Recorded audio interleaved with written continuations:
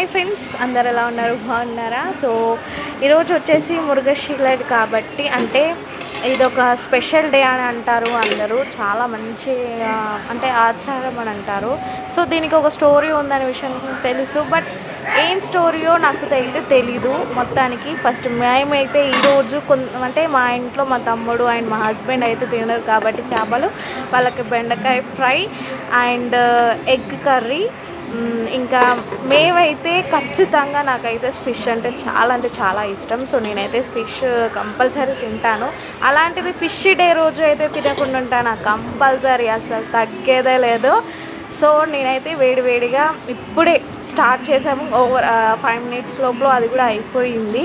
So మొత్తానికి అయితే fish ready, curry అయితే రెడీ అయిపోయింది. బట్ మీకు స్టోరీ తెలిసి ఉంటే నాకు కామెంట్ చేయండి అండ్ లైక్ చేసుకోండి, సబ్స్క్రైబ్ చేసుకోండి ఫ్రెండ్స్. బాయ్.